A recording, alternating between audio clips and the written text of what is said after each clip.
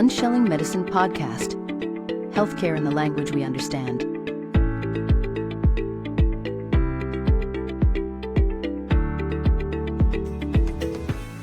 Welcome to a show today. Today's kind of a full circle show for me because I get to interview a colleague, and a colleague that has finally decided to follow her calling. You know, I have the wonderful pleasure of having Karen with me. Karen is the founder of Solution with a Soul, right? And she's also the podcast host for Awakening Potential. So, Karen, welcome. Thank you so much. I'm doing awesome. Thank you. I know this is going to be fun. I love it already. It is. It is. Grab a chair. Grab a seatbelt, actually. Two nurses on. You're going to find out things and learn things, whether you like it or not. So, Karen, I was so happy to discover in our discovery call that you are also a nurse, and your journey, many nurses has spanned through many practices and specialties. So, if you don't mind, take us through your journey as a young lady getting into profession. How did that happen for you? And how was your fulfillment during your time as a nurse? Actually, it started when I was young, seriously, because I always knew I was a healer. I just didn't know what kind of healer I was or what that looked like. I used to bring back dying plants, and my dad said to me, "You're never going to make a living bringing back dying plants." I love it. He goes, "You're never going to be a nurse. Your mother wanted to be a nurse. You be a nurse." Well, prior to that, I grew up in the generation, I'm a little older than but I grew up in the generation where kids to be seen, not heard. Consciously, when we tell our children things like that, my dad would say to me, "Go out, play. You asked too many questions." I was very curious. Consciously, what he was telling me in essence was he didn't have time for me. I Right. must not be worthy. So already compounded by my lack of worthiness because of where my mom was at, having no self-esteem, no self-worth. And I didn't recognize it back then. I just thought that was a normal thing. And fast forward into my nursing journey, I did go into nursing because dad told me to. And it wasn't that I didn't like it. I did like it. I gained a lot from it. I figured if I'm going to do it, I'm going to be the next Florence Nightingale and save the world. Boy, was I thwarted. Holy, it was like a rude awakening, because I remember being very involved, and I ended up pulling out my back at one time because I had an aide that was supporting me lifting a patient literally like this. And I Wow. took the brunt of it and tore my low back. And it was like, man, this isn't what I signed up for. So people don't realize what goes on behind the scenes for nurses. I mean, they blow their knees all the time. They have back issues all the time.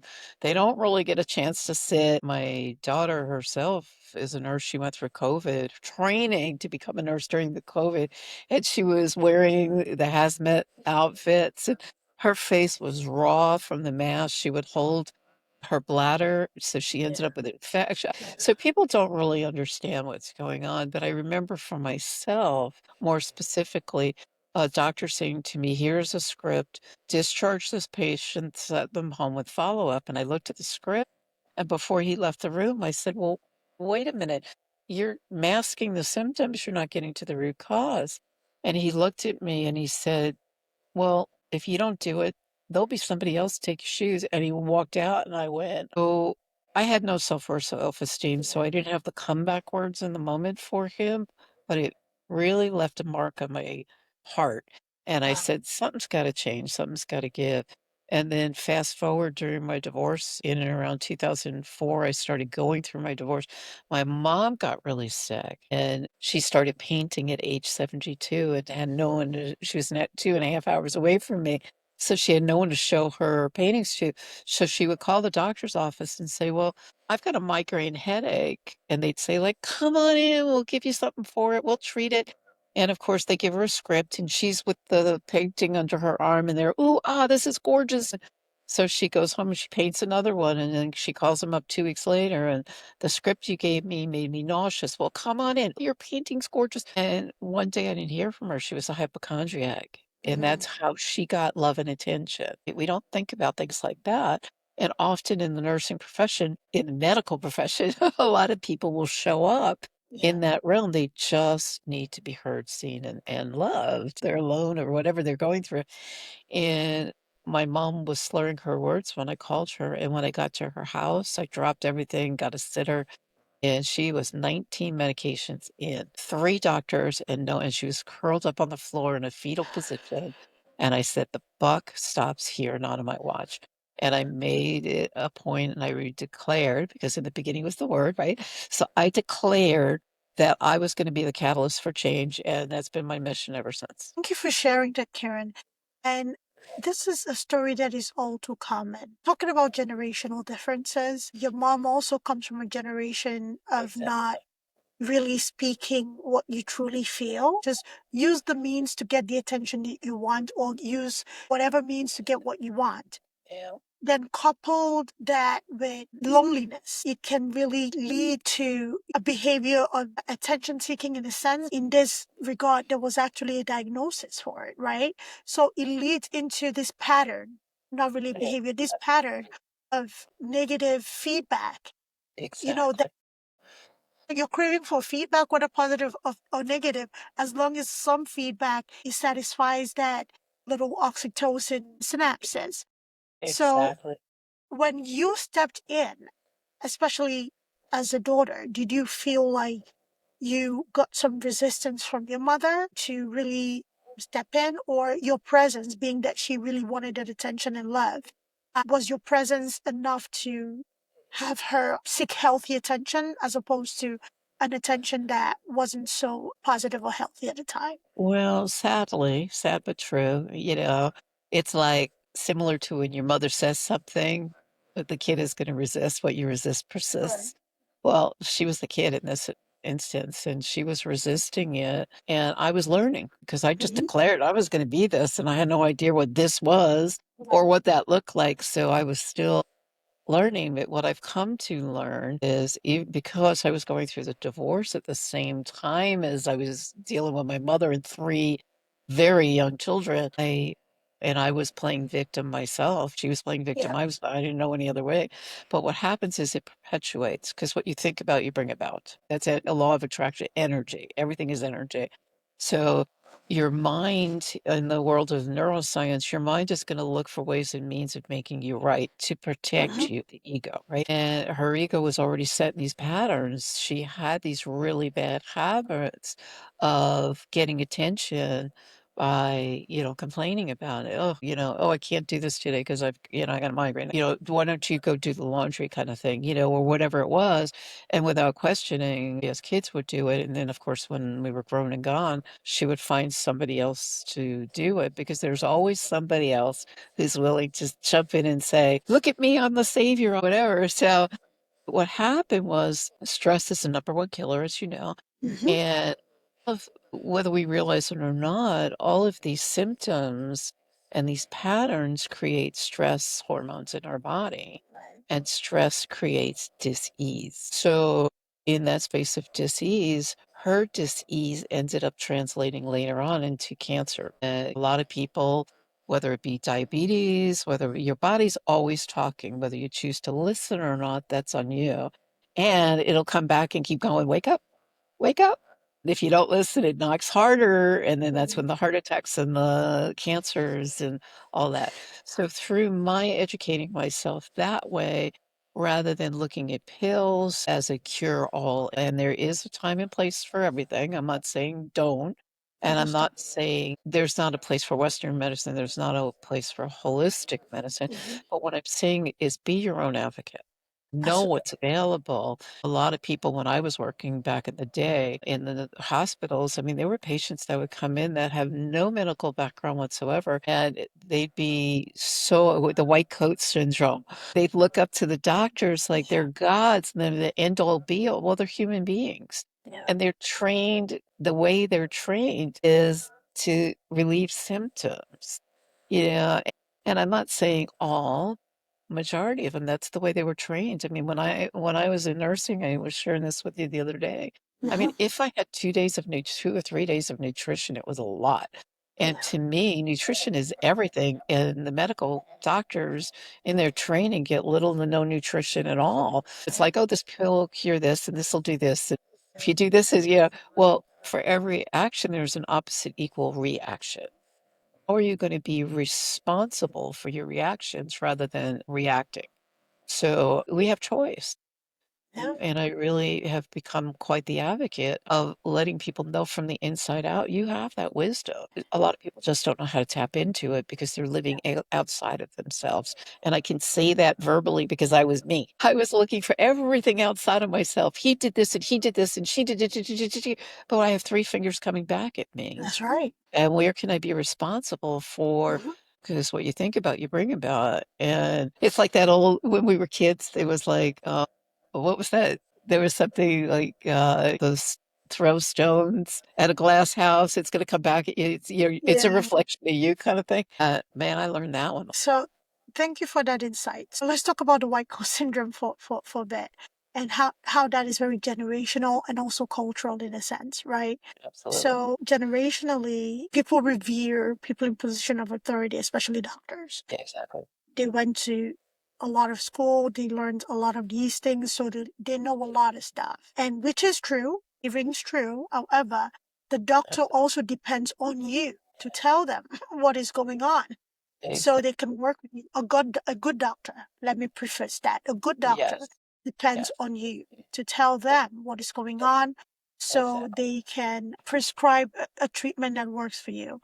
And talking about holistic and integrative medicine, there are more and more doctors that are now integrating that into their practices. I love And you that. talk about Yes. nutrition, and we had quite a bit of a conversation about this. When we're talking about nutrition, it is a foundation. It is a building block of the human being. So whether it swings in the eating disorder of anorexia or bulimia, nutrition is still the psychological connection with Yeah. those things. Yeah. So going back to your mother and all the children, the daughters and the sons listening to us have this conversation today, we have to work. We have careers. We have families outside of the families that we come from. And sometimes with establishing that family comes with moving away to a separate or a different geographical location. Is there anything that, you can, give as feedback or, a helpful tip for adult children who really do want to be there, but unfortunately there's a thing of distance or a different geographical location? Yeah. What can they do about the guilt of not being there? Because I see that a lot. Yeah, dealing with guilt is tough. It's your guilt. It's not the other person's, it's yours. And how you choose to look at it is going to be how it impacts you and how it's going to then impact others. Because as I said earlier, what you think about, you're bringing about, and because it's your reality, right? So often the other person isn't thinking that. They're feeling lonely or they're feeling sad. And I mean, none of my kids live around me now. And I had a major accident not too long ago. And I wish my kids were closer. But my reality was no. And they've got their lives and they've got businesses or jobs and such where they have to be there. They can't get away. So again, where can I be responsible and where can I let go and release the guilt? The guilt will then create stress in your world. So one of the things that has served me well in the past is really getting to know myself first and foremost. Shakespeare talks about it in 1533, I think, at the play Hamlet. To thine own self be true. When you know yourself and you're authentic to yourself and you forgive yourself, you're whole, complete, and perfect right here, right now. You've done nothing wrong, and you learn to release as you go through your transformational cycles, as it were, and your journey cycles. You learn to release. But I think the biggest thing that I could advise anybody, I don't give my opinions because for me and on my platforms, I learn teach people to fish Right. because I want you to be responsible. I want your listeners to be responsible for themselves. And how do they do that? Educate yourself. Know to thine own self be true. So knowing yourself. So when I was married, my former husband would come home. How was work? Fine. And I'm sitting there with three kids, like one on the lap and one on the breast. Where's dinner? And I didn't know if I was coming or going. And I craved adult conversation. Yeah. And I didn't know how to articulate that. So I didn't know how to ask for what I wanted and needed. So I would, fine didn't go over in my book. And then we would start like, can you give me something more than fine? Which would create an argument because now he's stressed out from work. He needs downtime, but instead of telling me he needs downtime, I'm just like in his face. Oh, here's a kid. Take a kid. I got this. And here's homework. And it's just like all over the place. So looking back on that, it was my paralegal who was amazing, who, again, being the victim, I was going back to him often and he would just laugh and he'd say, Karen, I'll listen to you all day long. Cha-ching, cha-ching, cha-ching. But it's costing you $500 an hour, right? So I learned the hard way to shut my mouth. But what he said to me that was very prophetic, which made a difference in my whole life, not just then. But he said to me, Karen, you're going to go before a judge, and the judge is going to decide the fate of not just you, but your children. And Right. if you want to keep your children, I would start thinking about how you're going to do that. And I just was like flabbergasted and I paused and it made me realize I'm my children's first advocate. I'm their first teacher. What am I teaching? What am I modeling to them? And I promised myself in that moment I would never be that again, the victim and everything else. So I delved into communication courses.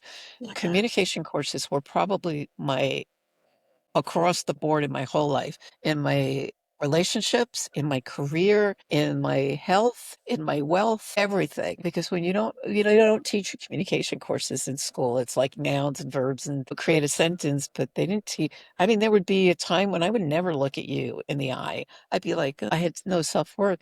But the more I practiced, and I said to myself, what I always ask myself works for me. What can I build with this? Everything is an experience. What can I build with this? What can I do with this? Wow, I'm learning to talk.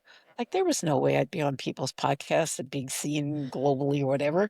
Now I travel globally and I'm on stages globally, but at the beginning, there was no way I'd be sitting there shaking. I'd have the runs, I'd have all the visceral responses. But the more you do anything with practice, the guilt leaves. I think that the guilt thing is a big thing for most children that are not close by, especially when it results in, say, an injury or a serious medical condition. So, in the home care space, there's a lot of that.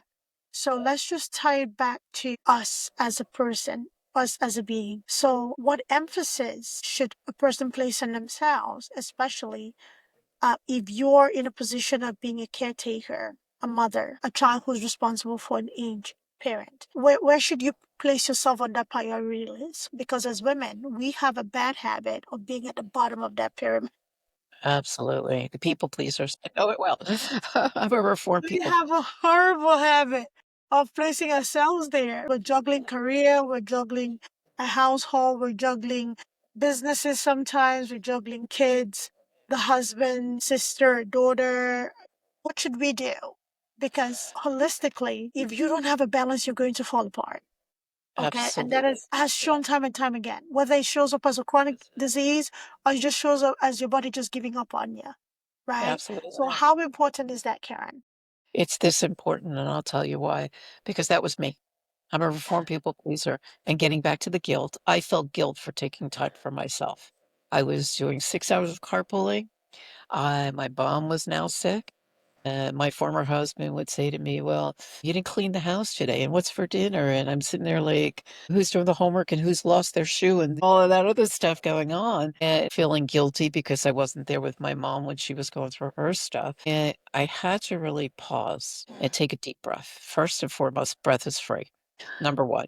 Number two, if you don't put on your oxygen mask first, the whole thing will fall apart. So I remember going out, I kid you not, I went out on strike one day. My former husband came home from work and I said, here's a kid. I'm on strike. I'm gone. My hair was coming out in lumps, in clumps. So my adrenals were failing. They told me that I was borderline diabetic. Stress will cause that. And as a result of that, I was eating to relieve the stress, and I wasn't eating the right foods. I was just eating whatever I can grab because I had no moments for me. I wasn't taking the time for me. And I went to the beach for 3 hours. I turned my phone off for 3 hours. I even made a sign saying, I'm on strike. And the girls looked at me like, what? And I walked out the door. My point was made. Because if you don't be the advocate for yourself, and we're talking about being an advocate with doctors and in the hospital, but you've got to be an advocate for yourself first and foremost. I don't know where that came from, but I just got sick and tired of being sick and tired. And I went, I need to. So I started taking every week, Wednesdays, I would drop the girls at school. And I live in Florida. So I was 45 minutes from the beach at the time. And I would go power walk on the beach. Dear God, give me more strength. And then I realized when you ask for more strength, you're going to get more challenges. Word Yes. creates reality. So be careful what you're putting out there. So I learned that one the hard way. We're laughing about it now, but for me, it was like, holy crap, my life is falling apart. Again, being an advocate for myself and now learning how to communicate my wants and needs. I would start asking, like, feel, but I really, but you got to start someplace, even when your voice is shaky. You got to Right. work that muscle. And the more you do it, you gain the confidence and the Mhm. self-worth and the self-esteem. And that's something you're not born with. It's something that you have to develop. Did I feel badly? Yeah, it's tough leaving your kid behind. It's tough leaving your mother behind. But the reality was I had to take care of myself. I mean, and you can only see a portion of my hair. I have a mane. It's really thick. It was coming out in clumps to the point where my hairdresser was like, Karen, this is not healthy. You got to do something. Go to the doctor because, you're going to lose all your hair. And I was like, it was real for me. It was burnout as a result of all of that guilt and stress and everything else. One thing compounds another, compounds another. So my recommendation is take a pause break, deep breath, because when you take a deep breath, you're oxygenating your brain, allowing yourself to think clearer. Because when you're in the midst of it, you're not thinking, period. So take a breath. And what are you going to do for yourself? Even if it's one small iota of I'm going outside to take a walk in my backyard. Right. Tomorrow I might take a walk around the block, but I need me time because if I can't regroup this whole thing falls apart. That's So right. it's when you start acknowledging it, and here's the caveat to that. And this is what supported me getting the guilt away. So I had the experience. What can I build with that around my communication? With the courts, what can I build with that? I'm going on strike to take care of me because, again, in the world of learning that I'm important, what am I modeling to my children if I don't take time for myself? I'm now modeling to them that it's not right for us as women, and I have 3 daughters, it's not right for us as daughters to take a moment to think and pause and, self-reflect and take care of ourselves. So I got to model that for my children, and I remember my middle one would say that to me all the time, "You're so selfish, and da, da, da, da, da, and you brought me into this world." But the reality, again, it let her go on and on and on, and I let her be heard and seen. And yes, I brought her into this world, and yes, she's going to have a life. And yes, I'm going to model the best I can with what I have, with the tools that I have. Am I perfect? No, far from it. But I do the best I can. Beautiful. Thank you. Because it takes a lot of gumption, for lack of a better word, to step out and do those things for yourself without the guilt. Yeah, Even going to the store to buy something that you need for yourself. yeah, And if you don't buy anything for the kids, there's almost that notion of guilt that, okay, I'm walking out of this store with something for myself. Yeah, you deserve it. It's okay. Because when you shop for yeah, the children, you focus on the children. yeah. And just circling a little into pivoting into nursing a little bit, do you think that we are susceptible? I don't want to call it people pleasing because this generation of nurses are different. I know we talked about that shortly before we got on this call. But do you think that as nurses, as carers, we're often, the precipice of coming into the world and living the world? The empathetic aspect of us puts us in a place of susceptibility to putting ourselves last because we're often worried about other people first. In case of emergency, we often think of danger to ourselves last and we think of saving that person first. With most frontline workers, I would say. So do you think we're susceptible to over-sacrificing ourselves in a sense? Absolutely, because you're not taking care of ourselves. We weren't taking care of ourselves. As an empath, part of the reason I really had to leave nursing, because I remember I was taking it home at night. I was not lacking sleep. And I remember one day waking up at 3 in the morning. I'll never forget it, because as an empath, I was taking on everybody else's stuff, their misery, their pain, their suffering. And I remember Mrs. King, I'll never forget her. I made her a promise. Nursing was different back when I was doing it. We were still writing charts. I'm aging myself, but we didn't have computers. So we would do rounds with the incoming nurse. We would do our notes and we would give report. And we would sit at the nurse's station and do that. And I remember had got Mrs. King, who had cancer. She had asked me to do something. And I said, yeah, yeah, yeah, let me do this and I'll get right back to you. And then I got sidetracked and pulled into some other, there's always something else you get pulled into. You're being pulled in so many different directions that I went home that night at 3 o'clock in the morning. I remember waking up and called the front desk and I said, listen, would you please go in and tell Mrs. King that I'm really sorry. Can you please do it for her? And she says, Karen, I'm sorry, Mrs. King passed her. And I was just devastated. So I had to live with that devastation for a long time. And what I learned from that, because what can I build with this? What can I learn from that experience? Never make promises you can't keep. So that taught me, and I was saddened by the experience, but I was grateful for the experience because I became very apathetic as well as empathetic to my patients. And I mean, I have not been in nursing during this generation, but I see and I experience that Mimi I conversation. I've got to wonder. I had a major accident when I was in Costa Rica. I don't speak Spanish.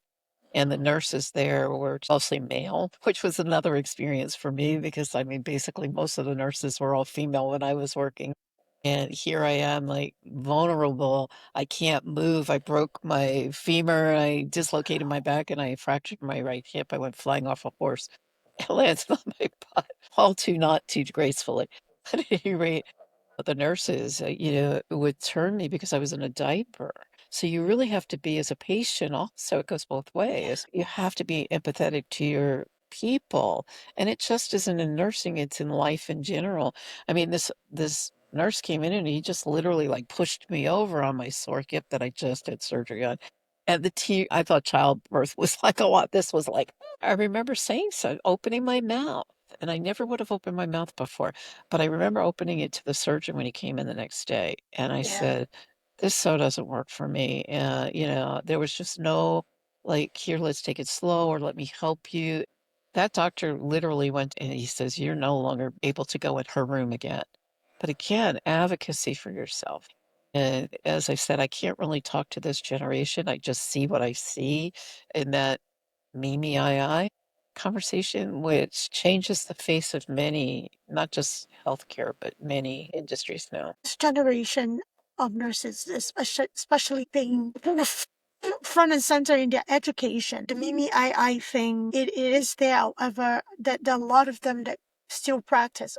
In any profession, you're going to see people who get into it for the right reasons and people Absolutely. who get into it for the wrong reasons. Exactly. And people who get into to nursing for the right reasons, they are there, those diamonds in the rough, where Yeah. they are actually practicing in a way that is safe for their patients.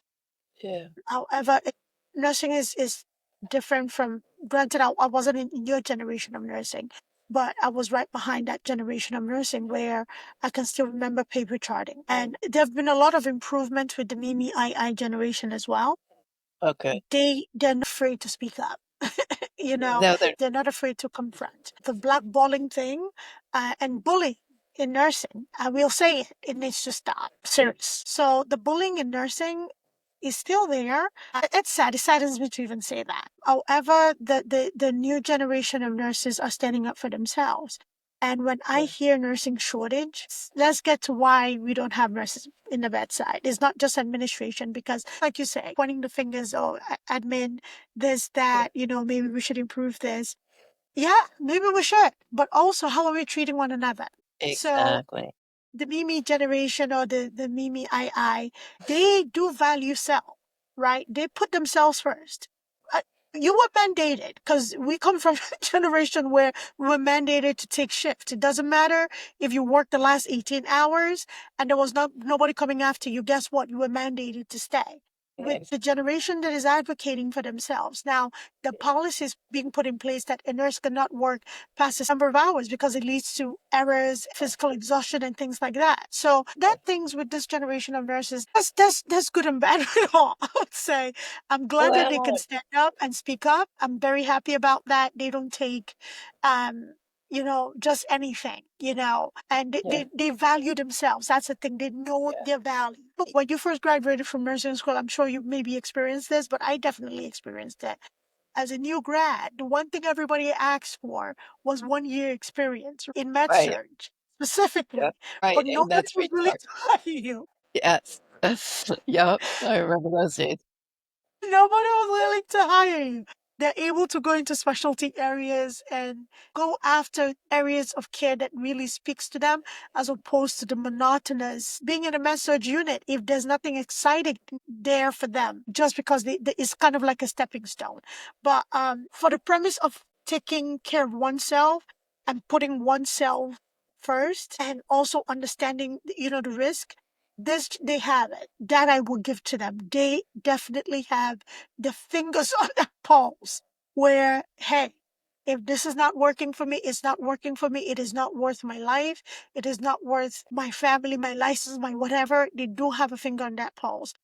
Some of them take it very serious. There are others that don't take it as serious. And that is the difference that we want to see. You're definitely handling human lives. Please, Exactly, please, it's not about just following orders. You're handling human lives. The same way you advocate for yourself, advocate for that person that is in your care.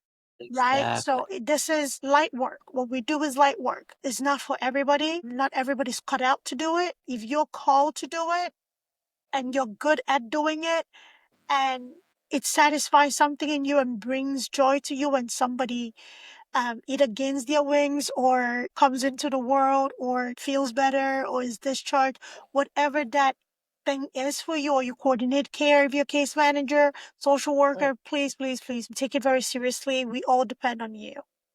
Absolutely. That's where compassion comes Yes, you have to be compassionate is very important. So stepping away from nursing and doing light work, let's talk about that. How easy or hard was that process? Because I know some of us struggle, some of us avid bedside nurses, we struggle to give it away. So even if we step away to do something else, we always find a way to get back to that bedside because we just love the aspect of caring. How was that process for you, saying, you know what, this is not working for my psyche, it's not working for my well-being, but in. there's more for me? Yeah, it was challenging, I'm not gonna lie, because that's all I knew for years. And I mean, I was fortunate in the sense that I was able to be a stay-at-home mother. But we had moved from New York. I had my New York, New Jersey, and Arizona licenses, and getting a license down in Florida was a little more challenging because their processes here is different. I had a Mhm. job back in the day. I was making $26 an hour in New York as a nurse, and I came down here and they offered me $4 and said, "Take it or leave it. You're paying for the sunshine." And I was like, "Take this job." And, I was a New Yorker. It was like, "What?" I said, "Taking that job." That they offered me $4 an hour as a phlebotomist and then told me that I was shy. I think it was like 2 credits for not med surge, for geriatric care. So I went to Tampa. I was living in Tampa at the time. I went to Tampa. I can't remember what college it was, but there's a few of them there. And I remember, I never forget it. Her name was Karen as well. And she said to me, "Karen, if I had to go back and do it again, I wouldn't do it because in order to make that 2 credits here and get your credits transferred over, you'd be in school meeting our credentials for 4 years." And I'm like, if I'm going to go back to school for 4 years, I'm going to do something else. So that made it a little easier. It didn't mean I didn't miss it, but what can I build with that? So here I'm in the throes of divorce now, years later, fast forward. I was like, what are all my experiences? So what I do with my clients now, it's like I look at their strengths first and foremost. I don't look at the weakness. So I looked at my own strengths. That's how I built it. And that's how I knew it worked. And I was like, okay, I'm nursing, care, passion. What can I build with that? 6 hours of carpooling, taxi driver. Scratch that one.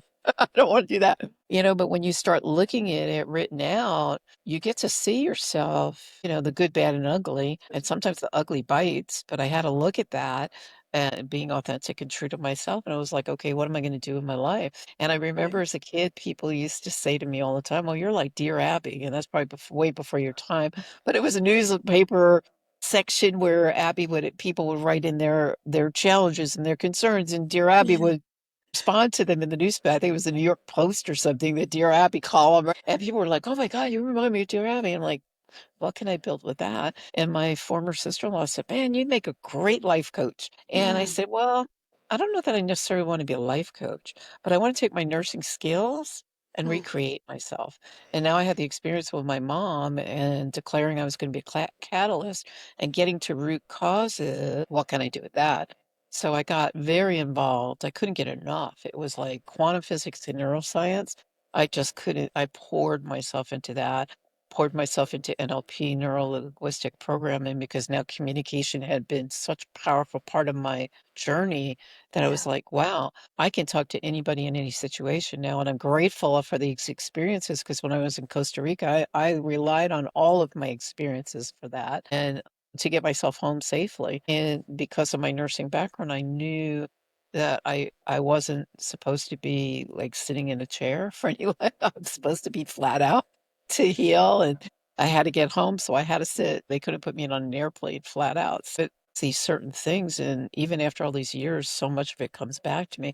But I ended up really recreating myself in Tranquil Solutions was a result of all those experiences, because I educated myself in the mental, emotional, physical, and spiritual. So I when on all my copy, my website, wherever you go, you'll see a W in front of the word holistic. Whole, meaning whole, complete, Cool. perfect in the Yes. emotional, physical, spiritual realms, because we're all connected. There, every cell of your body is attached to every organ, which is attached to your outcomes. I always say what you think about, well, what you think about is attached to a cell, which is attached to an Yeah. organ, right? Your body's 78% water. And if your cells are carrying those thoughts, which has been scientifically proven, it's going to attach itself to an organ, which is going to create ease or dis-ease. So the Mm. choice really is you hold that power, and we don't realize it. So I started really studying that. I was fascinated with that. I was like, oh, what can I do with this? And oh, what can I do with that? And I just started delving into all these other things. I studied world religion because I was so busy looking outside of myself for the answers, when I realized that the common thread amongst all religions is compassion. I was That's like, right. well, I already checked that one off the box. What can I do with that? So if I have a compassionate heart, I had horses down here in Florida, and Florida's the lightning capital of the world, and I had my horse got struck by lightning and passed. And then my second horse got struck by lightning. My spiritual mentor, because I was on a spiritual journey for many years, I became a healing minister as a result of that. And my spiritual mentor said to me, Karen, like, are you going to look up the meaning of lightning strike? And I said, well, I already know I'm an empathetic intuitive, no less. I said, I already know what it means. And she starts laughing. She goes, when are you going to step into it? And if you look up the spiritual meaning of lightning, it's all about being a light in the world, which you had alluded to at the beginning. Finally went, all right, I'll step into it. And ever since I declared it and said that my whole everything have started aligning. Every single thing I've done since has aligned with that mission of really making a difference and shifting people's belief systems and Yeah. their thoughts and feelings to keep them in a homeostatic, safe space Yeah. of well-being, because we do have the power to change. Now, I mean, you're not going to change certain aspects of what's already there, Right. but you can maintain it, and if you really, really want to dig deep and get into more of a religion, and I'm not religious, I'm spiritual, but if Right. you want to dig deeper, I mean, if you look into the Bible, there's so many stories we can reflect from the Bible where it's like, get up and walk. And if somebody told you that today, you go, but, you know, right? And we make excuses for ourselves rather than looking what's possible. So when the doctor told me that my chances of walking were going to be slim to none without skipping a beat because of my training and the transformational work that I've been doing, without skipping a beat, I said, your diagnosis doesn't have to be my prognosis. Watch That's me. right. So here I am 2.5 years back into it. Not only am I walking and dancing and, you know, I'm not riding more horses anymore and I'm not running any races, but I am doing everything, kayaking. Life work creates reality. You know, one of the chapters in one of my books is words is medicine. And I believe that's a very, very powerful healing tool. Right. So the pivot, what was that pivot like for people around you? Because what I find is when you're on a journey, either living out your purpose or you're on a spiritual journey of sort, sometimes it feels like you have to almost bring people along to convince them. What was that for your support system? What was that like for your support system? So I your really family, didn't your have a children. support system. Most people thought I was crazy, but you're a nurse. You could go back to nursing. You're getting divorced. You'll have a job. You It's won't all have to. related. It is no different. Oh, who are you going to listen to? Who people are always going to give their thoughts, feelings, and Right. opinions. It's on me to choose what's going to work for me and Right. align with me. And I just didn't feel aligned to be going back. Did I miss nursing? Absolutely. Did I miss the camaraderie and the socialization and the community in the nursing realm? Mhm. Absolutely. Did I miss the patients? I did. I gained a lot from it. However, it wasn't filling my soul any longer. I'm not the same person I was yesterday. I'm not the same person I was years ago. Right. So in that moment, I chose differently, and everybody was like, "Oh, you're making a mistake." And well, I'm about to be in a movie. They just texted me asking me to, you know, call after this call because they're Yes. scheduling time. You never know who's listening. You Absolutely. never know where you're going to be, and you never know whose life you're touching as a result of it. Because I'm a creative, and I do creative problem solving. Right? So when I was looking at all my strengths, I was like, well, as a kid, I played with manipulative puzzles. What can I do with that? I mean, that's how far back I went. Wow. You know, I hated those flat ones that were very boring for me, but the manipulative ones that you're sitting there twisting and turning fascinated the heck out of me. What can I build with that? I'm a creative problem solver today. So for me, when I look at challenges and concerns that people are having, that Yeah. to me is like a puzzle. Let's figure it out. I went Right. down, I spoke at a conference, a creativity conference down in South Africa, and I listened. Part of communication is in the listening, not in the Yeah. speaking. So I listened to what their concerns and their challenges were, and they happen to be teachers at this particular segment of the conference. And then next year I went back with a plan and I played and I taught them play. So you get out of your head for the significance and you learn to play. So even if you're still in nursing or whatever, you can still play with your patients. They're Yeah. sitting there not knowing anything about medicine, majority of them. Yeah. They feel like they're not only vulnerable, but they feel like they just put their lives in your hand and you're their end all be all. Learn to lighten up with them. Attracts like you can lighten the load for them as well. They're going to look at you. They're going to wait for you to come in the room. You're going to light up the room. I used to have a flower in my hair all the time. They couldn't remember my name, but they remembered the flower in the hair. And I remember I was in Brooklyn. I'll never forget it. And the supervisor was a little girl, and she would come to the Karen, get that flower out of your hair. It's not protocol. Da, da, da, da, da. And I would put chops my hair up with chopsticks and all that. Get that out of your hair. And as soon as she left the floor, patients loved it. It brought joy and light to their life. I'm like, okay, okay, yeah, thank you.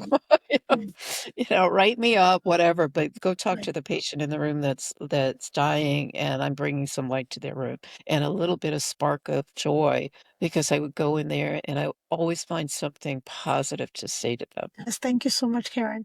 So for everybody listening to us, where can they find you? What are your offers? How do you work with folks who say they're in healthcare, nursing to be specific? Because a lot Oh, of perfect. nurses are very versatile. And it's often great when you have an example to follow or see that somebody's actually stepping into their light. So, where can they find you and how do you work with people? Yeah. Everybody has a gift and everybody has light. So don't discount it. Don't say not me, because I remember well, I did that myself, but you know what? I found it. And it's not like it's just lost, but you can find it again. It's there. You were born with it. So you can find me at www.tranquilsoul, soulutins.com. It's my last name is spelled Rudolph, Rudolf, not PH with an F. Christmas time, I get nailed. So you'll always remember. Uh, one of the things, though, I do have a ebook, a giveaway for your guests. Anybody, and I believe that will support anybody listening, because I do a lot of reflective work. And in 2007, after my divorce, I declared I was going to create a tool that's going to be low cost and available for every household as a result of my journeying and what I've learned to make it simple. So I created the Tranquil Solutions Clarity Tool. It actually, after 15 years in the making, it's my baby. I just officially launched it this month. The reviews have been off the chart, and I'm so proud to say that. And I'm not sitting there going, because it really took a lot of time, trial and error.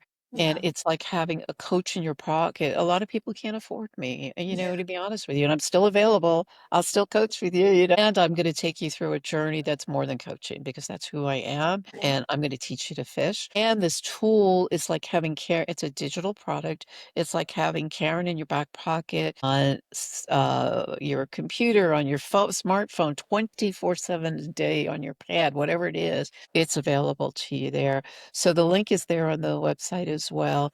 I'm all over social media. I'm on every single platform. I do YouTube videos, I do Instagram. I make sure I'm available, and I'm the person. If you reach out to me and ask me a question, you're going to get me. You're not going to get, I have a VA and people, I have a team. You're going to get me responding to you.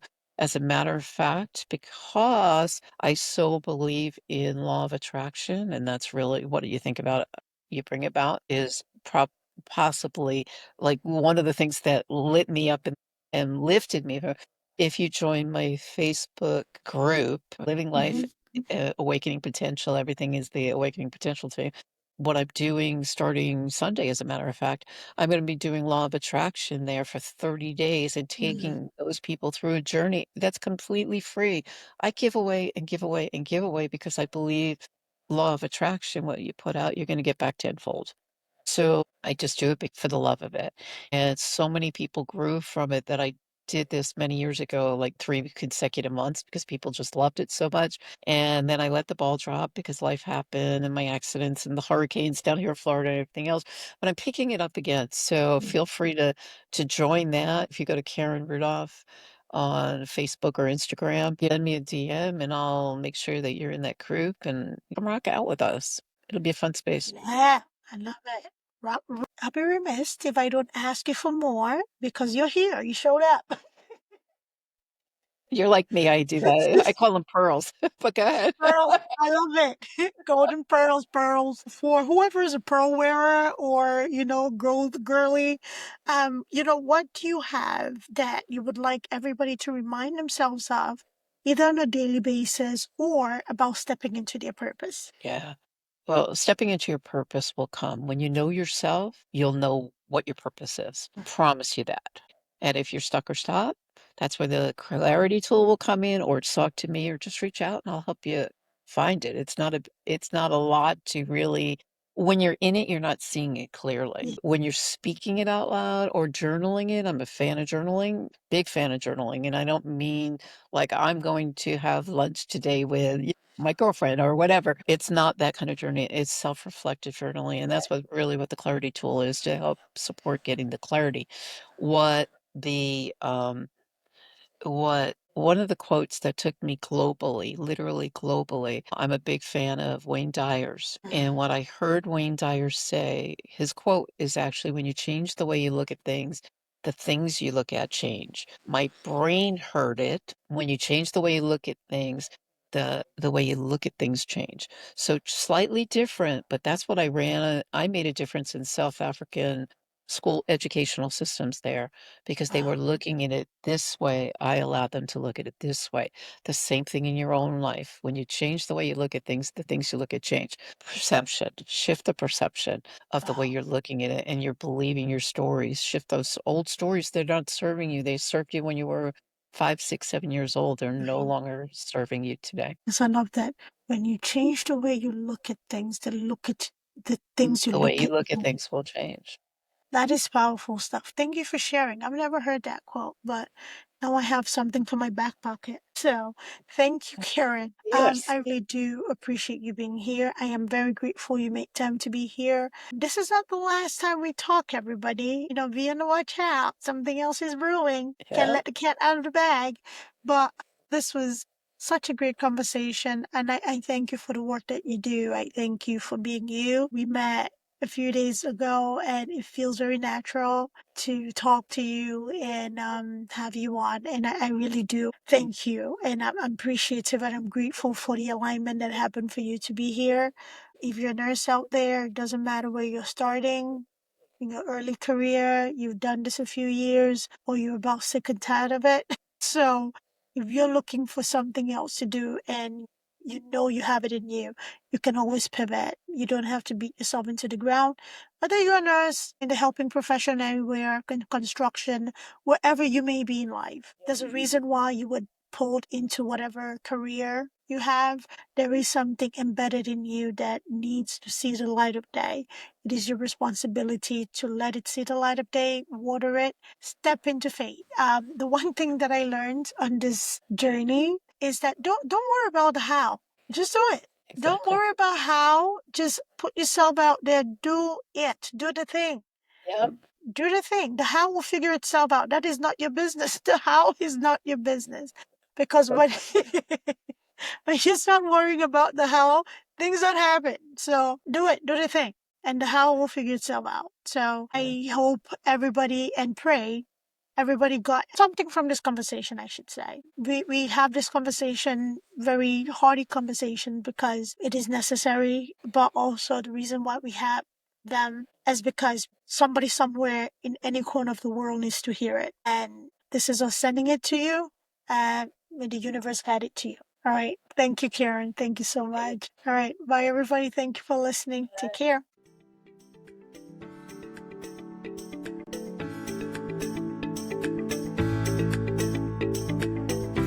Thanks for tuning in to Unshelling Medicine Podcast. If you want to stay up to date with the latest episodes, make sure to hit that subscribe button on your favorite podcast platform. If you enjoyed today's episode, please take a moment to leave us a review. Follow us on social media at Altruistic Scribe on Instagram, TikTok, Facebook, YouTube, and LinkedIn. We share additional tips, updates, and health-related content that you won't want to miss. Have any questions or topics you'd like us to cover in future episodes? Reach out to us at altruisticscribeco.com. We're always eager to hear from our listeners and tackle the health topics that matter most to you. Until next time, stay healthy and take care.